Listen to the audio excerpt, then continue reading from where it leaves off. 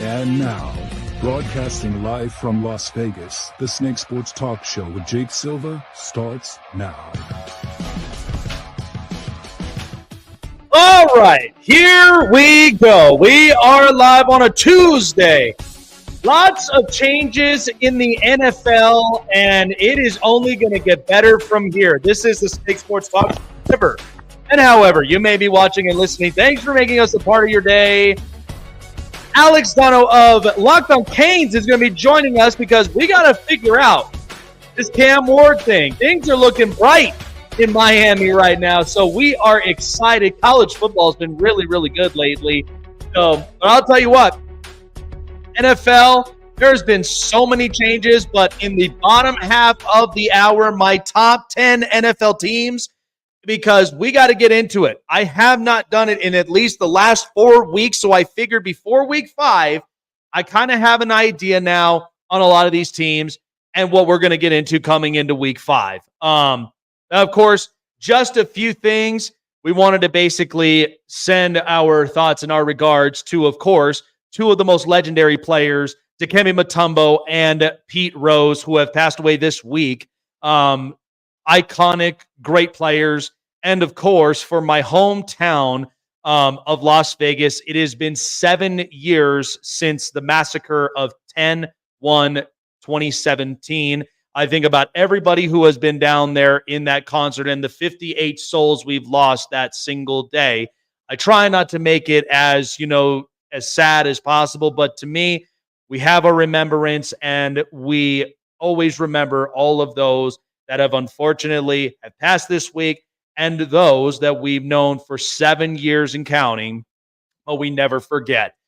But anyway, we want to start this show off with a few things. So last night, I was watching at least both those games, and let me tell you something.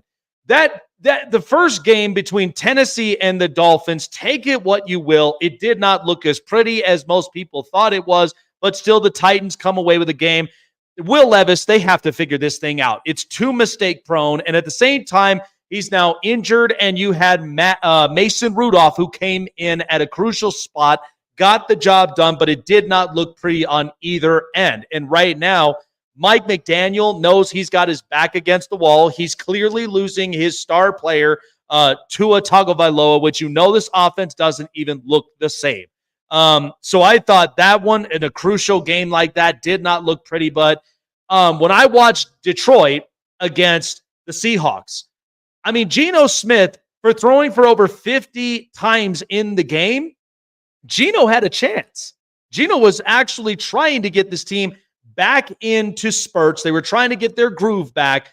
We know Detroit, this is a beautiful story from last season where it was all raw. Everybody was cheering on this team because for many, many years, this team has never built relevance for a long time. But once things changed from all the way from where the Ford family knew they needed new focus, they needed a new vision, and they did just that. You hire Dan Campbell, a culture guy. You have Jared Goff. You build around him a very good offense with Amon-Ra St. Brown, Jameson Williams, and everything just clicked.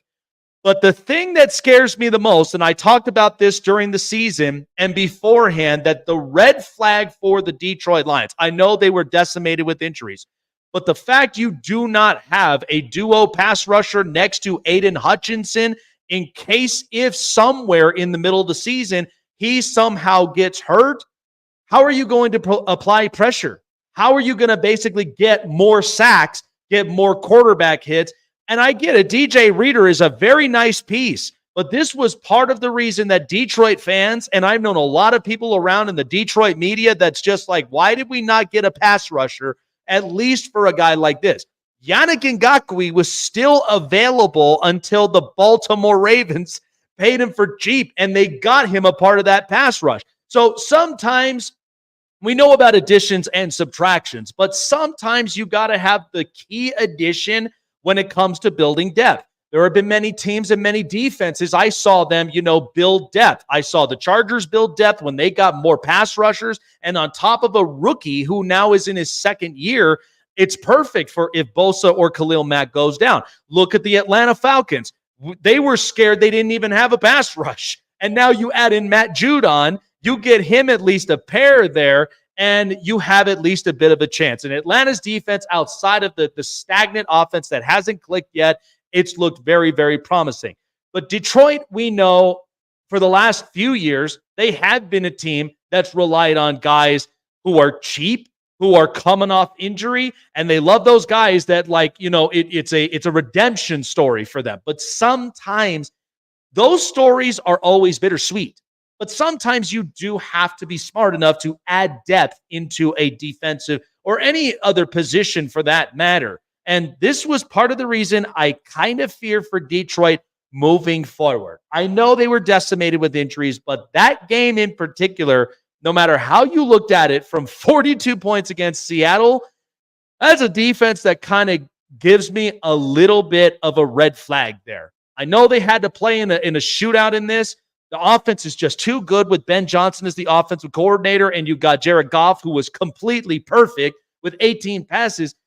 But sometimes, and I've said it before and I'll say it again, the NFL is in fact a season of, it's not how you start a season, it is how you finish it. And if you go into the grinding months where closest to January and February football, where it matters, and you did not end up addressing this kind of depth piece, it makes it harder for you to really kind of get through a lot of the grind.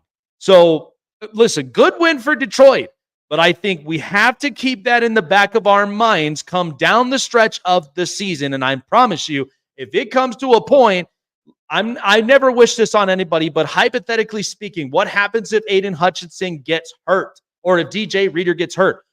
Who do you have up on depth that's reliable? They lost Marcus Davenport. They lost a couple of other pieces on that front line and on the edge.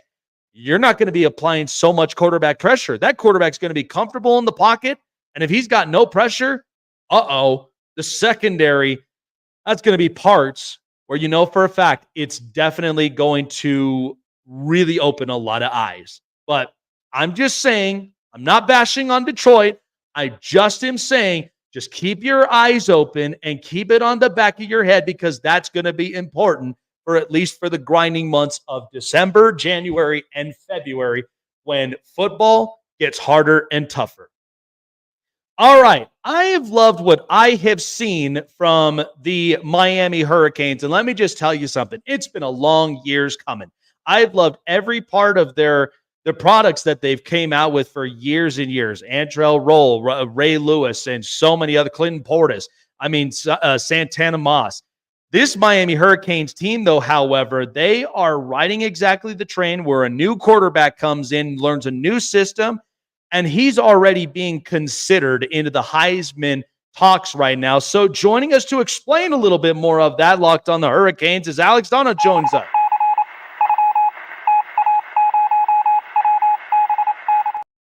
I got to say, it's been a long time coming for this program in particular. I mean, you move off one quarterback and you bring in another, which, to be honest with you, I'm very happy that at least Cam Ward, because when he said he was going to declare for the draft, I'm like, good luck being a day 3, day 4 quarterback, because in the end, that's what your value is. But he comes back to college. He goes into Miami, a brand new system, and it's just taken off, man. What have you seen that has really clicked with these Hurricanes? Well, first things first, thank you for having me. And I want to apologize for the horror movie lighting that I have going on here. It's because my electricity went out a couple hours ago, and I'm waiting for my electricity to get restored. But listen, I'm happy I can be on here with you talking about Cam Ward. Now, he's already raised his draft stock. He's got a lot of games left to play this season for Miami. But like you said, he would have been a day 3 pick. That's why he ultimately decided, because he was self-aware. He knew what his draft evaluations were. He decided he could come back to college for one season and raise his draft stock. He saw that Miami was being very aggressive in the transfer portal to put talent around him, and Mario Cristobal had recruited very well for the past couple of cycles. I've had the pleasure of getting to know Cam and his family a little bit over the past several months, and he is the ultimate professional in terms of how hard he works and how he carries himself. Before he arrived at Miami, I'd seen him play a little bit at Washington State. I knew he was electric, but I didn't know anything about his personality. Like, and with the whole, is he a drafty? Is he not? I kind of wondered, is he a little bit of like a Hollywood type of personality? Not even close. He's just a guy who shows up at the facility, first guy in, last guy out. He fishes a little bit, but outside of that, I don't think he has any hobbies outside of football and getting better and improving. And he oozes talent. Miami's probably never had a quarterback like this. They had one a few years ago, De'Aaron King, who had some similar characteristics and made some electric plays, but he wasn't nearly as good as Ward. And he also got injured in his second season with Miami that cost him most of that. But with Ward, it's not just the arm talent. And sometimes he gets himself into problems when it comes to turnovers. We got the full Cam Ward experience in the Virginia Tech game the other night where he, did throw 2 interceptions and lost a fumble, but then he comes back, he throws 4 touchdown passes, runs for another touchdown. And then the types of plays that he made and what ended up being the game-winning drive for the Hurricanes, the guy's just not human sometimes. Escaping 2 sacks, flipping it out to his tight end, Riley Williams, for a big gain. He throws a 4th down dart to Xavier Restrepo, who had fallen over and somehow still managed to come up with the catch. Like, you almost felt like there was some divine intervention on that final Miami drive. But Ward has been a pleasure to cover. And, you're always in a game when Cam Ward is your quarterback. And again, sometimes he's going to get himself into problems with all the gunslinging, but it's that same gunslinger's mentality that also allows him to make these crazy good plays at the end of it. Yeah, it was kind of crazy. I mean, I'll tell you one thing. I had the Hurricanes in my Go for 3 game day picks where I took the 19.5. I didn't even think it was going to be that close with Virginia Tech. But, in the end, Cam Ward's just doing Cam Ward things.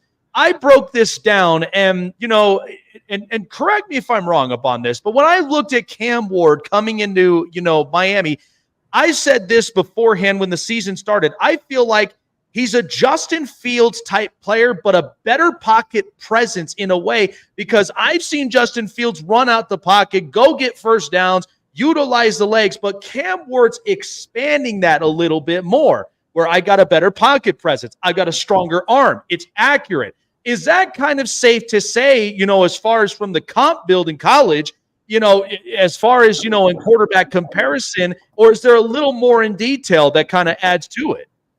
I like that a lot. I would also say with Ward that with the way that he kind of sidearms some throws, but in a good way, that's kind of a way for him to get the ball out faster in certain situations, and the way he improvises. There's a little bit of Patrick Mahomes in his game as well. He's kind of a hybrid, I think, of multiple different quarterbacks, but you're spot on with the pocket presence. I mean, Ward is athletic enough to run when he really needs to. And in the Virginia Tech game, he needed to run a handful of times. I think he picked up 57 rushing yards and a rushing touchdown in that game. But he's never a run first guy. He's always trying to make a play down the field. And something that's really impressed me about Ward, if I kind of compare him to recent Miami quarterbacks, his pocket awareness to the point where it's like he's got eyes in the back of his head. If there's a rusher coming in from the blind side, he's always got to move. Like he has been sacked a few times this year, but the only times he gets sacked are when the pocket completely collapses and there's literally nowhere to go. If you get one rusher in the backfield, he's going to make the first guy miss or elude the rush every single time. And honestly, I think that's probably what makes him the most special, is his ability to extend plays, because he's always going to get an extra few seconds, and something that, Miami receivers have talked about quite a bit since Ward, arrived back in January initially. They've had to do kind of extra drills to kind of, figure out, when the play breaks down or he gets outside the pocket, like, where do you run next? Like, how do you kind of continue and extend your routes? Because you get in a lot of situations like that where Ward is improvising and buying extra time, and you've got to have chemistry with your wideouts, or else those plays are not going to go anywhere.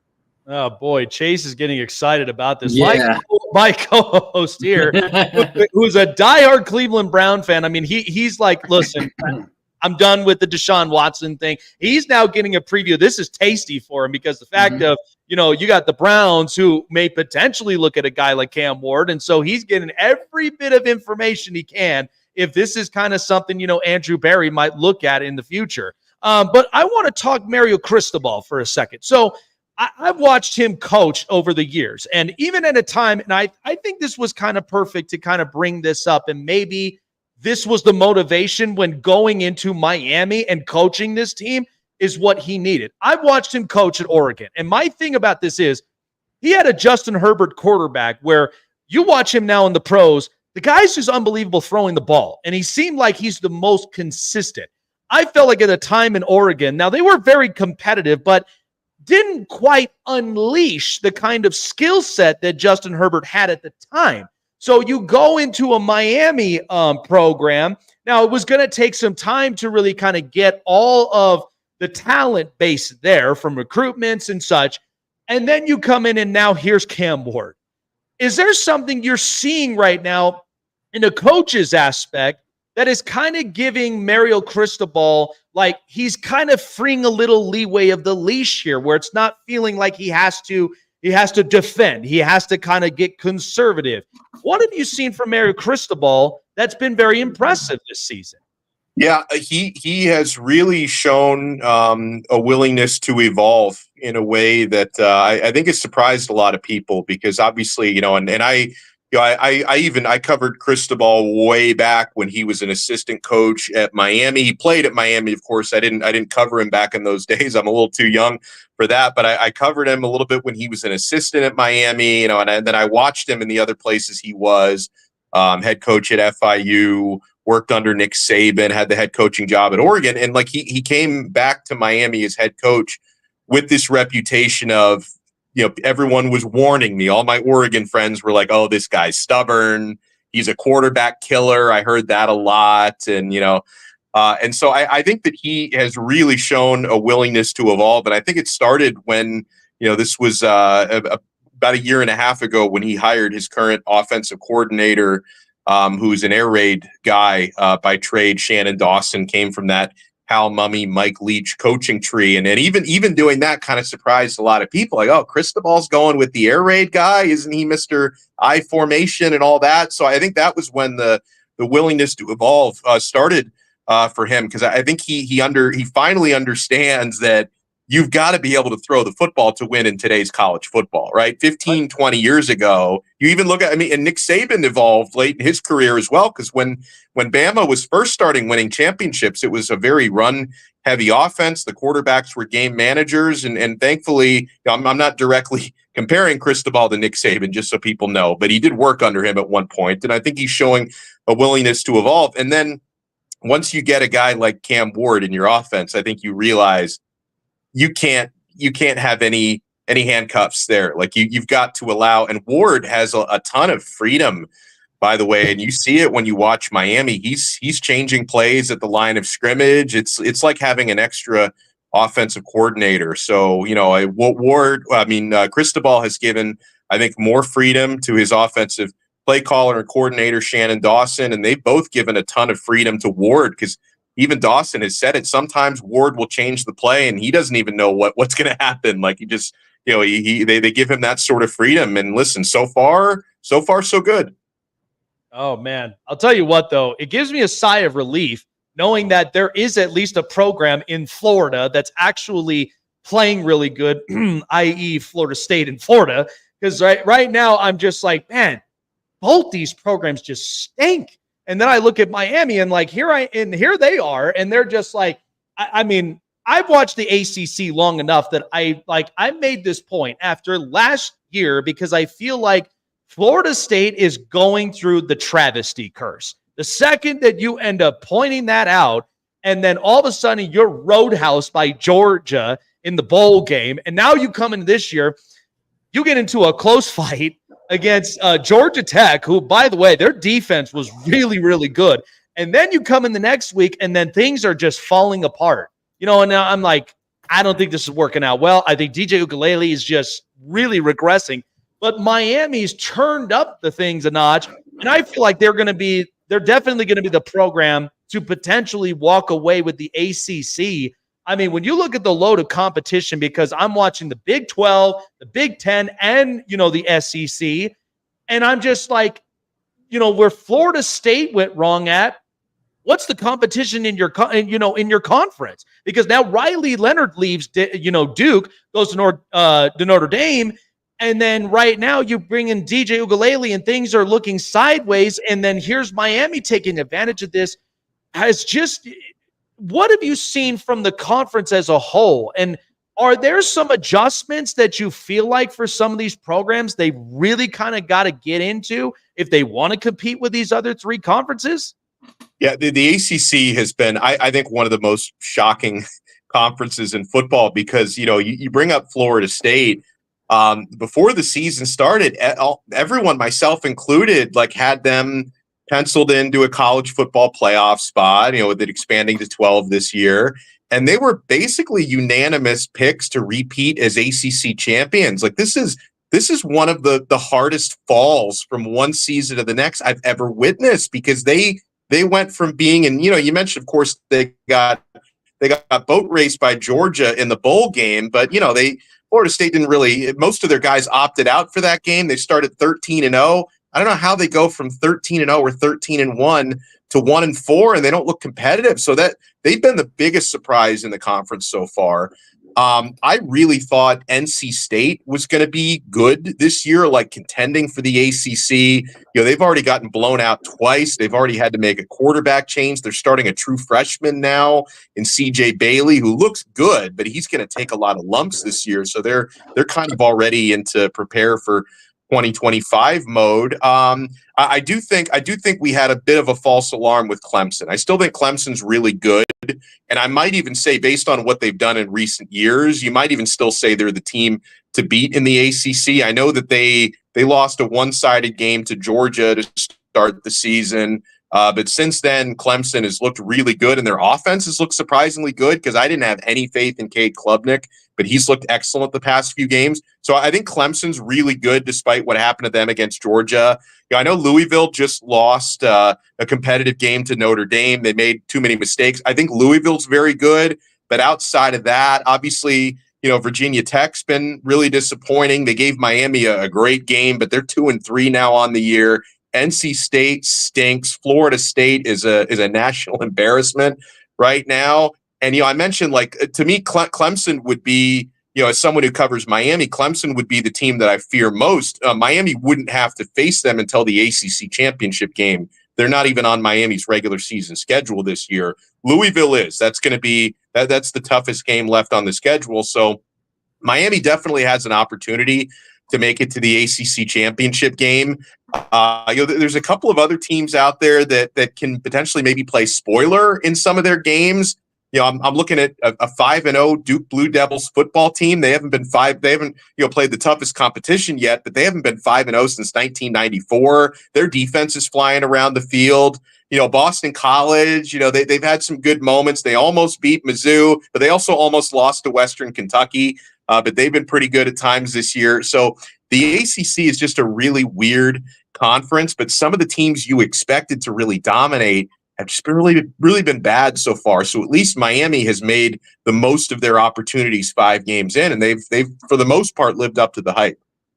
So next week, you guys got Cal, and I feel like, in the end, I'm taking Miami at that because Cal Berkeley, there have been spurts where they would compete in it, but as of right now, I mean, this is kind of the one that, Miami comes up off of an emotional win against Virginia Tech. Now it's kind of like, okay, we're going against Cal, but we know going East Coast and all the rest of it, and now you're going to West Coast.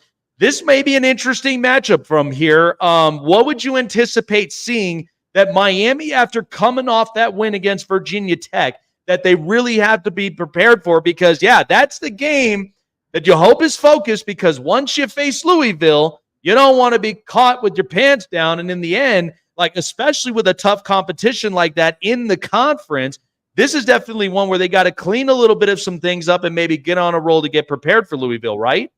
Yeah, and they can't take Cal lightly because Cal's defense has been really good. Their offense has been hit or miss. They only scored 9 points against Florida State, but their defense has been consistently good so far this year, and they're one of the top teams in the country in turnover margin. So right there, Miami needs to play a cleaner game than they played against Virginia Tech. They committed 3 turnovers against the Hokies.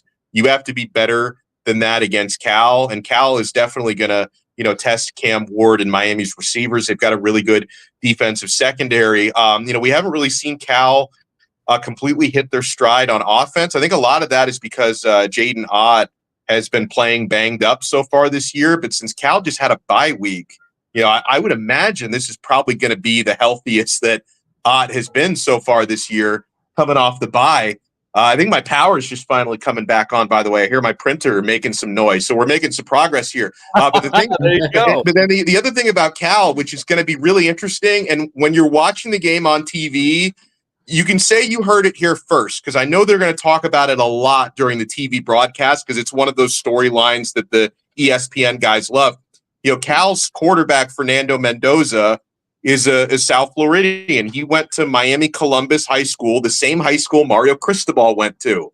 Now, when he was coming out of high school, Cristobal wasn't the head coach at Miami yet. It was Manny Diaz, the previous staff, but they didn't really recruit him. Like, they didn't offer him a scholarship, right down the street. They told him, maybe we'll make room for you as a walk-on. Well, that obviously wasn't what he was looking for. He ends up going to Cal on scholarship and playing very well. But I would imagine Fernando Mendoza, who's, went to the same high school Mario Cristobal went to in Miami. Mendoza grew up a Hurricanes fan. He's going to be extra motivated for this game. So, and just based on how competitive of a young man he seems to be, it's probably going to bring out the best in him. So I would imagine Mendoza's going to be at his best. Miami's going to have to be at their best. The other thing Miami has to clean up is they had 20 missed tackles against Virginia Tech.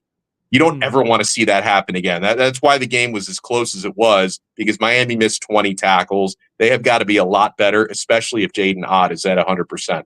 Oh yeah, I mean those are the most important from there, and like you got to be able to make those tackles. You got to be able to shut down, an offense that you do not want to potentially come back in a crucial situation.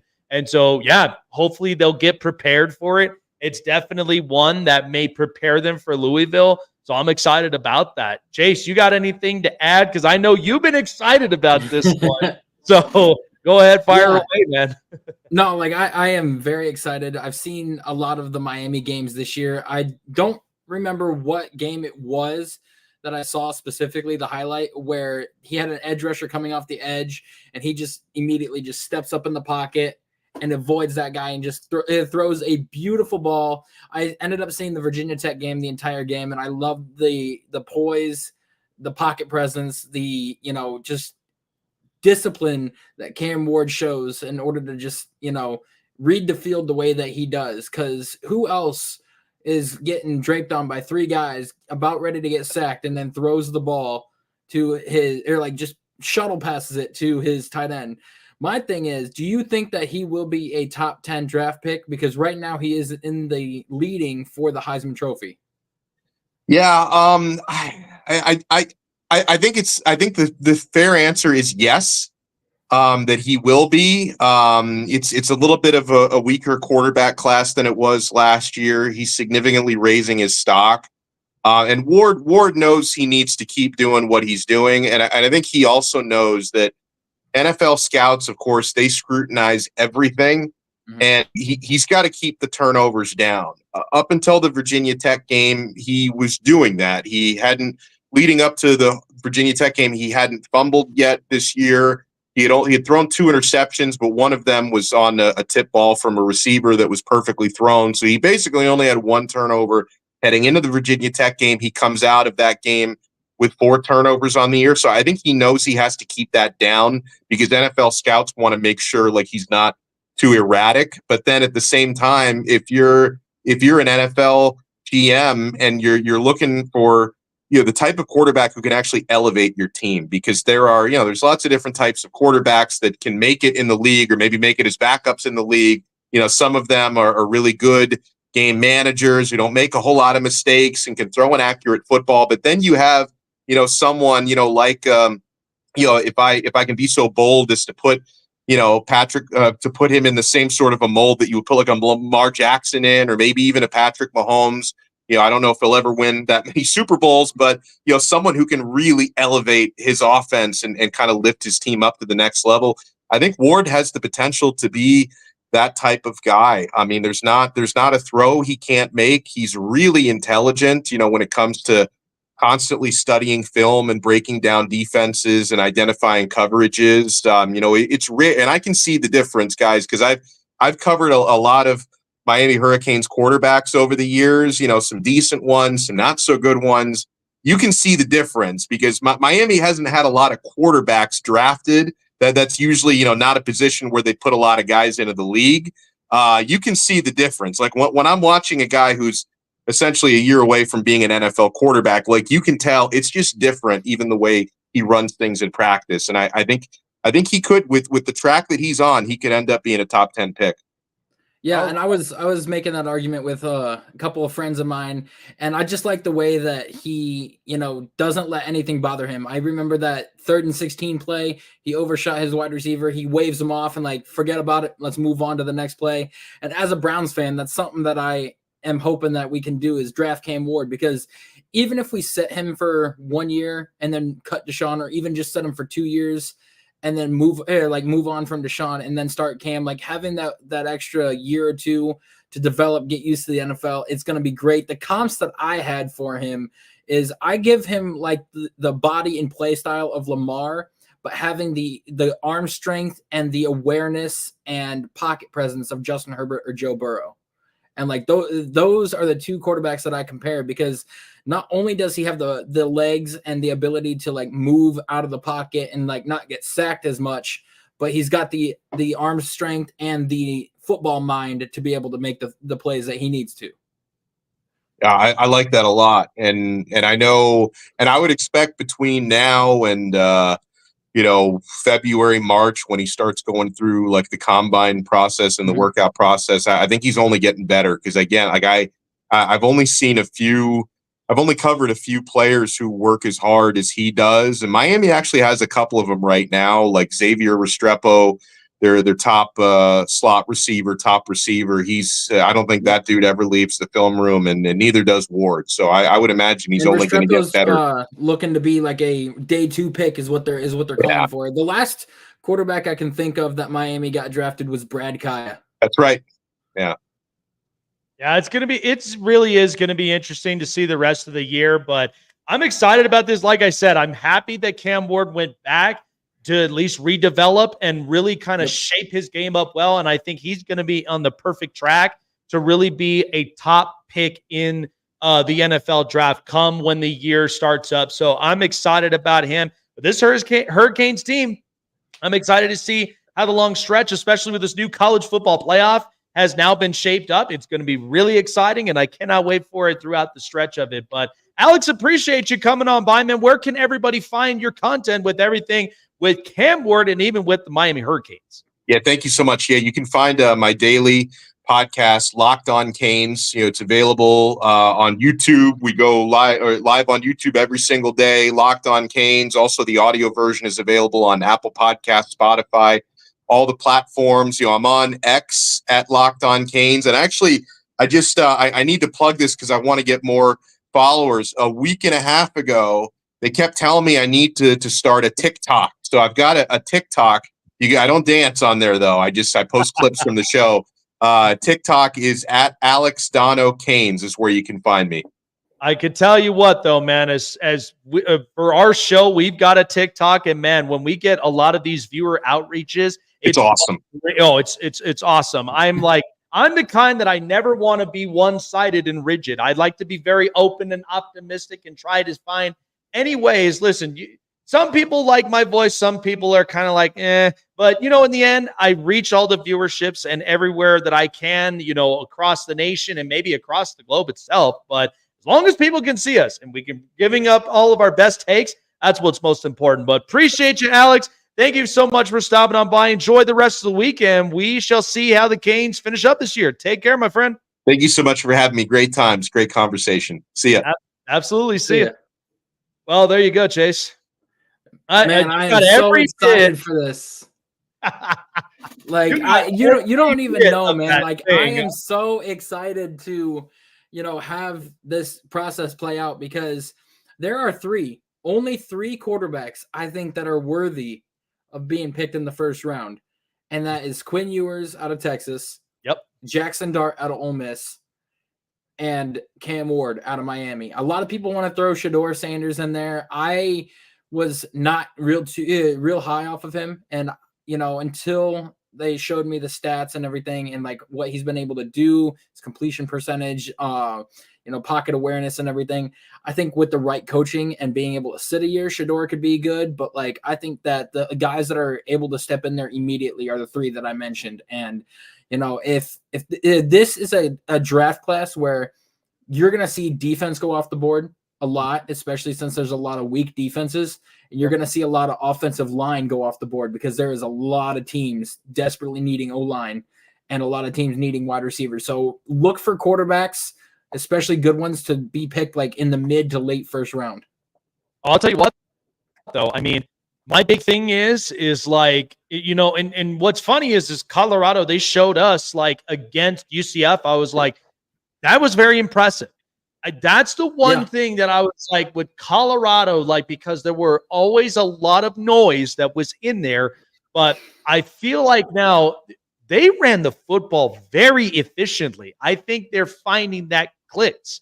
And in the end, because Shedeur Sanders, I felt like that Nebraska game really opened them up. I think that was the one where they got exposed up on it. They did not play their best, but they rebounded, they retract, and I feel like right now, with their next game coming up, it's not going to be easy, but I feel like now they're starting to figure that out and find the groove. And I think that's initially, I mean, look, I won't put Shedeur in there just yet until I really get down the stretches of the season, but he's making a case for it. I mean, sometimes there are quarterbacks you would never think would be that top tier like pick, but sometimes slow cooks and getting there always seems to be, the best positive case for them.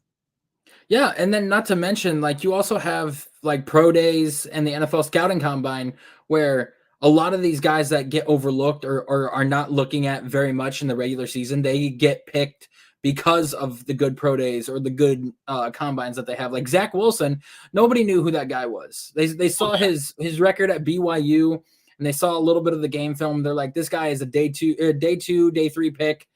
And then all of a sudden during the combine, he lights it up. During his pro day, makes that 60-yard throw down the field, like spit while he's spinning and everything. And that's what, like, okay, this guy is going to be the second overall pick. And, look how that turned out. But I'm not saying Shedeur is going to be that way, but it's just like, you got those diamond in the roughs, and then you got those like people that you don't expect to get picked high, and then they end up getting picked higher than what they should be.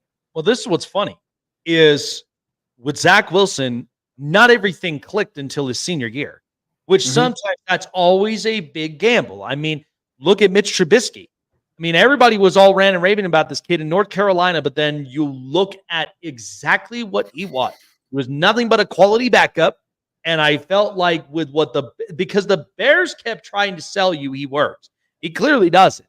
And sometimes that's a hard gamble with a senior year pop-up. Because now if you were in your junior year and you showed those spurts where you are talented, and then all it took was learning from the junior year, now you're in the senior year. And I think a lot of this is because of the NIL. I think that's one of the reasons that you're getting a lot of these college players to come back another year to really redevelop, because they're starting to realize and understand. I mean, look at the rookie quarterbacks right now. They're getting thrown into the wolves, and you're seeing exactly what some of their builds. Now, I mean, Jaden Daniels, I'm going to get into that in the bottom half of it with, but I mean, the Commanders, they look completely different, and Jaden's starting to figure it out. There are those quarterbacks that do, but then there's that quarterback that when you go into that franchise, you are with what that franchise is, and it's very hard, like Caleb in Chicago, to really kind of raise them up. But if you're in a better situation, like I've seen a couple quarterbacks from it, and you've spent at least 2-3 years in college, can make the safe case that you have the experience. Yep. You have at least the skill set to be prepared for it. But now you have to adapt to the speed of the league. And I think that's where these college quarterbacks, they're starting to get a taste of it and what that looks like. Mm-hmm. And I like the coaches like Steve Sarkisian and Bill O'Brien, coaches like that have coached in the NFL, that knows what the NFL expects out of quarterbacks and players and everything, which is why I feel like Quinn Ewers is ready for the NFL, because not only being an OC for the Falcons under Dan Quinn for a little bit, Sarkisian was. He also worked with Kyle Shanahan and a couple others in terms of like perfecting the play calling. And you're seeing it, like not just with Quinn Ewers, but look how Arch Manning's been performing the past 3 weeks with Quinn Ewers out with an oblique injury. And Arch Manning, it may be that Manning name, or it may be just the offensive system that he's playing in. Either way, like that whole offense is clicking each and every week and every year that they're going. And I continue to see them progress and improve. And I think that it's going to, and I think he's going to bring in some good players because of what they have in the future with Arch Manning, because he's going to be eligible for the draft next year. And here's what's funny about this is I think with Sark being there in Texas, because think about this. Think about how reckless Quinn Ewers was originally. Like he was the typical Texas gunslinger and, all the rest of it. He doesn't care if he makes mistakes. And then Sark comes in, cleans his act. And now Quinn Ewers is arguably talked about as he's a potential, top candidate as being one of those top draftees this next year. So it does make a huge difference when you bring in the right people that work that side. And Sark is no stranger in college football. We know he attempted and tried in the NFL. That didn't work, but he got a lot of that experience to where he was primed for a moment like this. And I think that's initially college players, they're much more appreciative about that. Yeah, no, it definitely is. And I think that, the ability for him to come out of high school and, be a redshirt freshman and, spending 1 year at Ohio State, learning how Ryan Day does things and learning how, Ohio State does things, and then going to Texas and skipping the draft last year and coming back for your senior year after you already had a good junior year. You wanted to come back and improve and come back and just see what you can do with the fully healthy team. And, you just missed beating the Washington Huskies in the playoffs last year to go play Michigan. And, you think that you can put your team over the edge with you at the helm. And so far, Texas is the team to beat right now in the college football. Like everybody wants to say Alabama. Well, Texas plays Georgia and Alabama this year. We'll see who comes out as the top dog. Right now, I think it's Texas.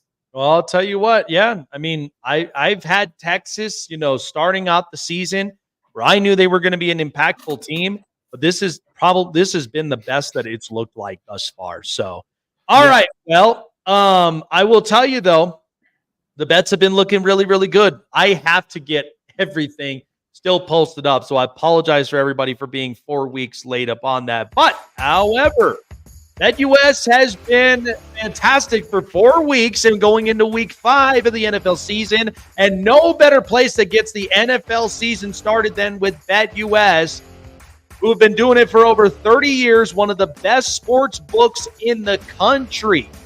They have nobody better in the competition than what BetUS offers you with their best sports books, some of their best betting lines to choose from, and even for their prop bets as well. The daily prop bets is where it's at. Go online to BetUS.com right now. $50 or more into your deposit, and get this, as a best bonus matches up to $125, meaning the more you deposit, meaning the more chances you do get in these daily competitions to win the grand prize money, which is all about. And your match is up to $2,000 for your first free deposits, giving you more chances to experience it and get on the edge of your game with BetUS. Now, of course, for those, we do not want you to bet recklessly. That's why we have the numbers for you to call in your respective states, 1-800-GAMBLER as well, to seek therapy and seek help today as well, because we want you to experience BetUS the right and the responsible way. So go online to betus.com and get yourself in the competition today. BetUS, where the NFL season begins. Want to find your seat for the event of your choice but can't get one that fits your desire or your budget? Well, my friends, SeatGeek has you covered. SeatGeek is the official sponsor of the Snake Sports Talk Show. With a list of over hundreds of events to choose from, SeatGeek will assure you that you won't miss your seat with the amazing view of your choice at the most affordable price. Whether it's looking for your best seat in the house of your favorite sports team, finding live concerts that get you closer to your favorite artist, or enjoying your spot at your favorite live shows, comedies, and more, SeatGeek has it all just for you. Go online to SeatGeek.com or download the app on your mobile device through Google Play and the App Store. And as a special offer before checkout, use promo code SNAKESPORTS and save yourself $20 off of your purchase of your first ticket, and experience why SeatGeek is the most trusted ticketing app for your next event. Remember, that's SeatGeek.com and download the app on your phone with promo code SNAKESPORTS for $20 off and find your seat with SeatGeek.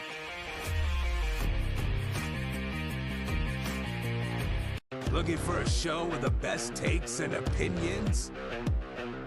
Want a show with the best coverage around the world of sports? Jam-packed with an all-star interview lineup? Then the best place to find it all, sports and entertainment, is right here. Join Jake Silva on the Snake Sports Talk Show, presented by SeatGeek and BetUS. Weeknights at 8 p.m. Eastern, 5 Pacific on Sports Wave Network. Snake Sports Talk Show is sponsored by Muscle Tech, with hundreds of supplements and vitamins to choose from, all packed with 100% all-natural proven ingredients. You can be sure that Muscle Tech will give you the edge and the boost to train and look like your fit and healthy best, whatever your goals are. Try Muscle Tech today and use promo code SNAKESPORTS to save 30% off your purchases. Boy, all this talk about Cam Ward has gotten Chase so excited because he's thinking about the future. And you know what? Every NFL team has to be thinking about the future. So I started thinking about this today. And just for a quick few minutes before we bring Chase up and we break down our top 10 from here. But, I think right now, I'm looking at the state of the Philadelphia Eagles. This is not looking good. This is not looking like the team right now that when you have Nick Sirianni, and I said this before in the previous showing of the show, I've said it that his situational gameplay is being tested all season long. He is not the best situational head coach. And I think it clearly shows. And right now, the Philadelphia Eagles are crossing their fingers because they really are hoping they win this division. And right now, it's looking very, very shaky to the point where look at Jaden Daniels and you're thinking of the future. Washington has a future quarterback that he's just unbelievable. Already 82% completion percentage. And the guy is so mobile, but he's also very smart and accurate. And that's why Washington, and by the way, Cliff Kingsbury saw the kind of production and said, give me that. Give me that right there. I worked with Kyler Murray. I have worked with Patrick Mahomes. And granted, many people thought Patrick Mahomes coming out of Texas Tech, they weren't sure this thing was going to work. But yet Andy Reid and company, the rest of the story's history. But recently, you were around Kyler Murray, and then you come into an opportunity where you get a guy like Jaden Daniels. The guy's a gamer. The guy looks like a winner. And think about this. They wanted Lamar Jackson at one point, couldn't quite, fit the deal and match it, which, happens all the time. But in the end, it worked out perfectly. And so if I'm Philadelphia right now, as far as the head coaching, because right now Dallas is hanging on by a thread. The Giants right now, it's year 6 with Daniel Jones. I just, it's a cautionary tale with them because I love Malik Neighbors. The guy is an absolute animal. But the problem of it is Malik Neighbors is back to making the narrative that Daniel Jones can play. No. So I feel like right now, Philadelphia in the last few games, this is what I talked about. When you are beating teams that you should be dominating, the seat gets heated by the moment. Right now, Nick Sirianni's, I can see this right now because you are watching Jalen Hurts. This is the most turnover prone now that he has been since the tail end of last year. And this is what we feared.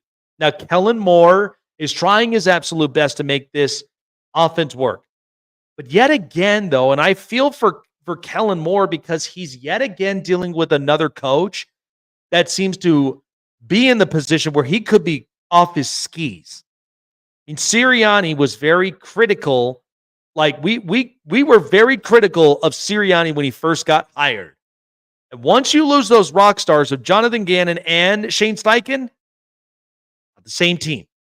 Now you bring in 2 more coordinators, and now the question remains, are you that situationally good?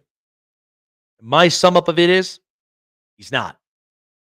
And that is a cautionary tale for the Philadelphia Eagles. I am still strong in the fact that they could win this NFC East because I've said before, and I'll say it again, I felt like Washington, when we started the division breakdowns, Chase is my witness, I had Washington finishing second because right now, the Cowboys, it almost looks like they're kind of in shambles. The Giants, it's year 6 with Daniel Jones, and I felt like with this team, it may not look pretty, but Washington has an opportunity to take advantage of that and be the second best team in the NFC East.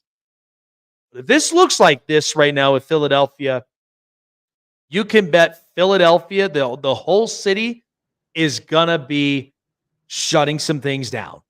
So, look, I just am looking at Sirianni, and he just feels like the kid that is just like, he has 2 supporters to help with as far as a project, some sort of bit, like it costs a third of the grade, as a homework, as a big project, and he's just kind of like, here you go. Think of some ideas. Think of some ways that we can make this work. And it's like, no, that's not how this works. I'm watching Andy Reid situationally play really good. Jim Harbaugh, I know he had pretty much a bad mismatch last week against Kansas City, but I'm watching him, work in some situations where you got to play tough. You got to play hard. And even, I'm looking at Mike McDonald. I'll tell you what, they may have lost that game last night, but Gino looked pretty good. And if it wasn't for Kevin O'Connell, I feel like Mike McDonald will win Coach of the Year. But I think it's going to go to Kevin O'Connell at this point. It's been very, very impressive up to this point. So, all right. Well, I did not for at least 4 weeks do a top 10. That's my apologies on that. I am not losing out on this one. So here we go. Rank them up. The top 10 NHL teams according to Jake. Number 10. So, my top 10, I know it said NHL, and we're talking NFL. So, all right. So, at number 10 to start us off, I got the Seattle Seahawks, and let me tell you why. Even with the loss, Ryan Grube, what a hire. This offense right now with Geno Smith, it looks efficient. If it hadn't been for Detroit with Jared Goff having a perfect game itself with passing, this Seattle team, they were also losing a bunch of their defensive players, which was very, very hard. And I feel for Seattle in this kind of situation, but you know what? They didn't give up on certain areas. And I do feel like there was a part in it that Seattle, they could have had extra momentum. I like with what I'm seeing right now out of the Seahawks. I felt like this team with a rookie coach, I wasn't sure what I was getting, but I have been impressed. They are in my number 10. Number 9. So the number 19, I think it's safe to say I'm putting the Washington Commanders and Jaden Daniels in here. Listen, in the last 4 weeks, the first week about Jaden Daniels is it did not look as pretty. And usually that's everybody's welcome to the NFL moment. But 82% completion percentage and the damage he gave to the Cincinnati Bengals. And from this point, holy crap, this Jaden Daniels is for real. And I really do feel like he is the upfront runner of Rookie of the Year, because with Caleb Williams, you are seeing the strain right now with what he's dealing with in Chicago. Washington's like, we got a confident coach. We got Cliff Kingsbury, who literally was at the owners and at GM Adam Peters and said, give me this guy. And you know what? Cliff Kingsbury's looking like a genius right now. And you know what? Good for him that he found the offensive coordinating job, because I didn't think he could coach. But I feel like as a coordinator, things are really starting to cook up for the Washington Commanders. I'll take them there up at number 9. Number 8. All right. I let's put some respect for the Tampa Bay Buccaneers. I mean, Baker Mayfield, good Lord. That felt like that was a steal of the show against the Philadelphia Eagles, who could not do anything. That playoff game certainly was not a fluke, and it was not a hoax. I think at the end of it, Tampa Bay, their defense is young, and I get it.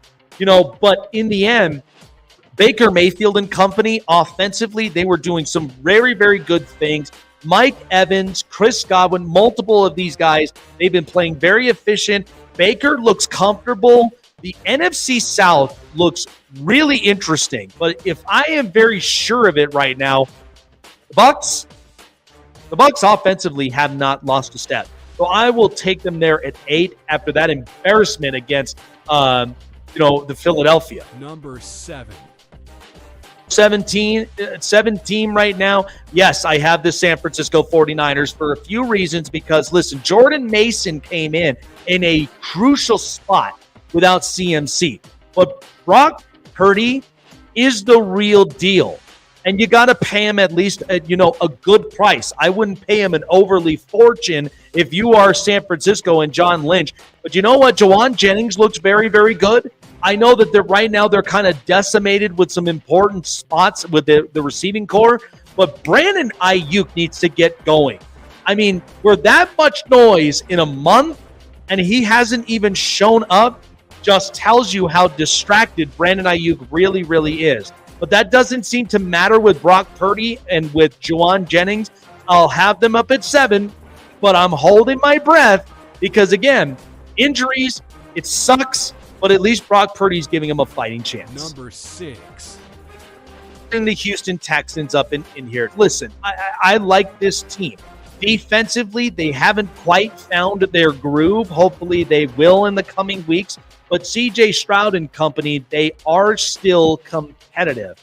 I know it's hard with shaking up with Joe Mixon and then the rest of these pieces. But I'll tell you one thing. This is a team that still continues to fight and still continues to do things right. I will put them there at number 6. Number 5. The number 5 team, I know that it did not look pretty for them for the Buffalo Bills, but you know what? Doesn't take away the fact that they offensively were very efficient in some of those areas. They just couldn't get the run game going this past week. But Buffalo is a team that everybody started writing off because the defensive pieces, they were hurt, they were injured. They could not get a receiving core or whatever. Like, it just stopped the whole narrative. Buffalo is going to be fine. They're still a team that I feel like could very much get their consistency right. I'll put them there at number 5. Number 4. The Baltimore Ravens, let me tell you something. Lamar Jackson, he went into a rough stint. If it hadn't been for that lost lead against the Las Vegas Raiders, that team would have definitely come away with a win. But you know what? Baltimore is showing some spurts. I felt like what they did to the Buffalo Bills this past week was a sure sign. Do not sleep on Lamar Jackson. And listen, even against the Cowboys, there were some spurts up in it where now Derrick Henry is finally alive. He's finally running the ball. He's running efficiently. This is why you ended up giving Lamar Jackson a runner. I'll put him there at 4. Number 3. The Detroit Lions. Here's my thing about the Lions, though. The thing I'm crossing my fingers on is that defense that's just so decimated with injuries. But you know what, though? Offensively, they finally came to life. Jared Goff only threw for 18 times in that game. And, again, I like their pieces. And in the end, this is not an easy year for Detroit. Everybody has them marked on their sights. And the Lions right now are playing in a position where they really have some competition brewing up in the NFC North. That's the kind of thing we really, really are hoping that they really do perform well. I'll put the Lions there up at 3. And like I said, I think they're kind of right on the thread, but if they suffer a loss badly, that might change some things, but I'll have them there for now. Number 2. The Minnesota Vikings. I have been very impressed with what I've seen right now this start of the year. Sam Darnold is having an MVP case right now because 3 touchdowns, 1 pick, yet again another performance with 3 touchdowns. And that defense of Brian Flores, I mean, that was a very competitive game out of Green Bay. But let me tell you, I mean, Minnesota, like Detroit, there's competition that's brewing up. I can't even explain it. I would not be surprised, though, in the playoffs, we have 3 NFC North teams that could represent in the NFC in the playoffs. But I think the Vikings, Brian Flores, after that Tua comment, the defense has never played better. And I like with what I've seen from Minnesota this far. I'm going to take them at 2. Number 1.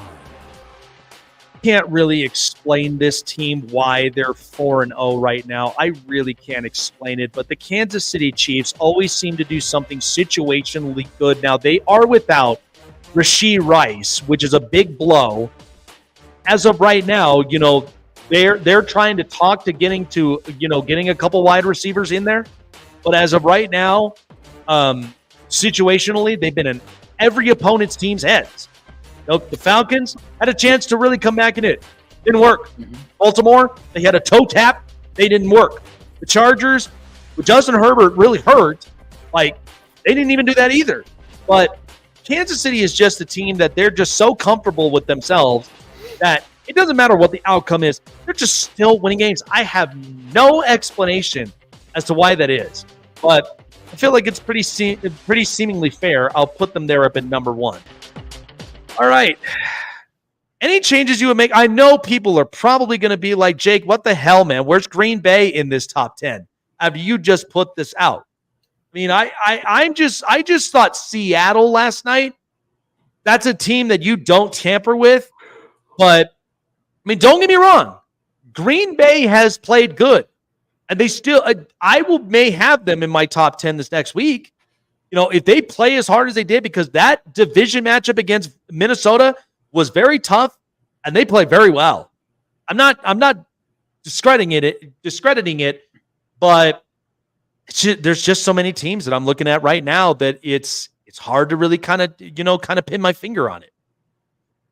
Yeah, the only changes, there's a couple I would make. Like Washington, I do agree. I think that they are fantastic. Like Jaden Daniels is fantastic. I do believe that he is the best quarterback out of this draft so far because we haven't got to see JJ Penix or Drake May. And then, but this week will be Jaden's biggest test because Washington does not have a good secondary. They don't have a good O-line.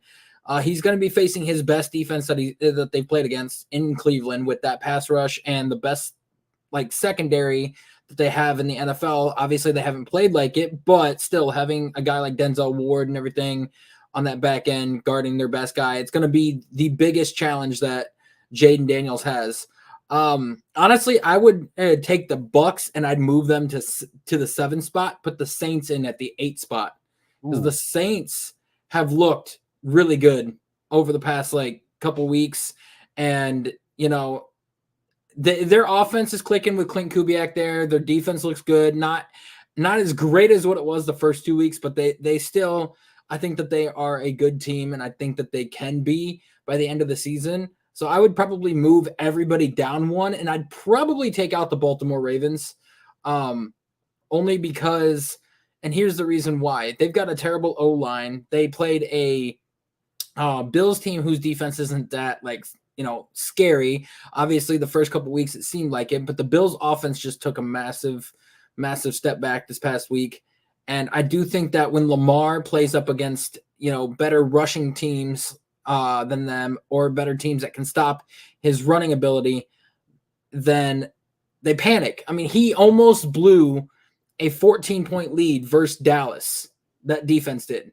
Yeah. And I think that missing Mike McDonald is a real key piece to why that defense doesn't look as stout as what it did last year. And I want to put the Vikings at 1 with how Kevin O'Connell is, but like been doing with Sam Darnold and how well that team's played. But you can't go against the Chiefs, and that's the philosophy I live by. Like, no matter how much I want to, the Chiefs are just too good, and they always find ways to win, no matter how difficult things get. But I'd say the only changes that I would make is bump Baltimore out, move everybody down one spot, and put the Saints in at the 8 spot. Yeah, no, it's interesting. But yeah, like I said, things could change up at some point, but we got to wrap it up from here. Appreciate everybody for coming on by. This is Snake Sports Talk Show. Appreciate all of you guys for being here with Chase and myself, and of course with Alex Donno. Appreciate everybody. We had some great insights wrapping things up here tonight, and I got to get ready for the next one because, yeah, we are definitely live right now in the next spot. But appreciate everybody for tuning up on in. Catch us tomorrow because we've got our prime predictions, of course, that are going to be coming up. So you do not want to end up missing that. We'll see you guys all tomorrow here, Snake Sports Talk Show. Hope to see you guys all back here tomorrow. Take care, guys.